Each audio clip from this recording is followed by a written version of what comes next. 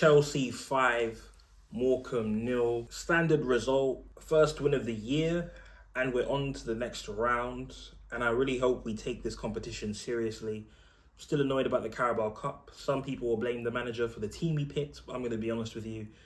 We still should have won that game. We had chances to win that, and Nkunku had chances, Felix had chances in that game.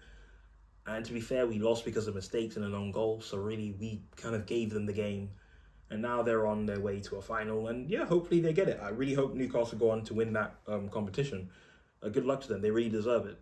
You know, I think Eddie Howe's got a lot of flack, and I personally think he's a good manager. I think he'll do good things for them. But, you know, that game, it was just a matter of, you know, finishing. And that's what the first half today felt like. You know, it was a SNOREFEST. Tempo was slow. Players looked like they were sleepwalking. Even the keeper, even Jorgensen was off it. When Morecambe had opportunities and they took shots, the keeper could barely catch the ball. Like, if the cross came in, it would bounce off his face, or if a corner came in, it would go through his hands. Like, Jorgensen was off it today. But overall, the game, we were in control. Like, the first half we were in control of the first half. But when we had opportunities, you know, shots would be off target, we'd just be messing around.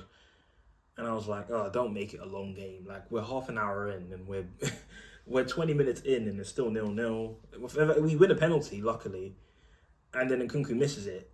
And ideally, it should have been retaken, but there was no VAR in the game. And also, I think the ref was going to be a bit lenient on them, understandable. And then at that point, it just gets to a point where Tosin has the ball, and he thinks, you know what, have a crack. He shoots, deflects off a player, back of the net, 1-0. We need it. We go into half-time with that. And I don't know what Maresca says to the players, but the second half is a completely different game, because we get the second goal, thanks to Nkunku, who makes up for missing the penalty, and the floodgates open. Tosin decides to have another crack, hits it, no deflection, but still hits the back of the net. Felix gets involved in the action, scores a brace, and we leave on to the next round with our first win of the year. The only thing I could take away from the game overall, maybe two things. Maresca can make changes early, because we saw Reece and Lavia play. Even though they weren't going to play the whole game, you know, he took them off half time.